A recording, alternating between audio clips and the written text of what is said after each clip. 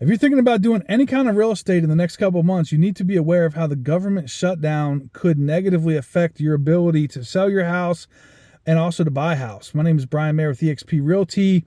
I used to be a mortgage lender. I'm no longer licensed to do that, but I remember the first government shutdown in my career and then another one in 2018 when I was a realtor. And it does put a huge chill on the housing market, and more so in the Washington, D.C. area. So let me try to explain. Anybody who is employed by the federal government who gets furloughed will not be able to close on a loan because they will not be able to demonstrate the ability to repay. Now, we all know in the back of our mind that eventually the government will open back up and all the people that were furloughed will probably get a check and get paid back, and they're essentially getting a paid vacation, but they won't be able to close the loan while they are furloughed.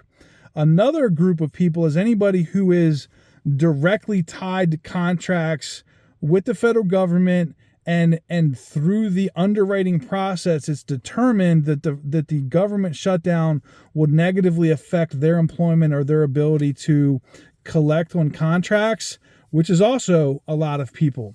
Another, and this is the third category, is going to be people that are getting certain loan programs, USDA, rural development, rural housing, 100% financing, which is very popular here in Southern Maryland, has an approval process that goes through the federal government. It has an underwriting portion of it through the federal government that will be shut down. They will not approve any of those loans.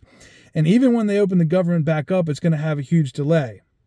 The other issue is anybody who has any sort of issue where they need to verify something with the IRS, maybe they're self-employed and they need to verify something, or maybe to do an extra verification of somebody who's like VA eligible, or anything to do with like verifying things through the federal government, even for people that aren't going to be getting a government loan or aren't employed by the federal government, it still could negatively affect that process. So if you're thinking about buying a house, make sure that you understand how a government shutdown would work. Check with your lender. But I think this really is something you want to be more cautious of as a home seller, right? You get a buyer, everything's good, the government shutdown takes place, and I've watched it happen before where it's going to negatively affect. So if I was selling my house today, any buyer who comes along, I would want to get in writing from the lender of the buyer how a government shutdown would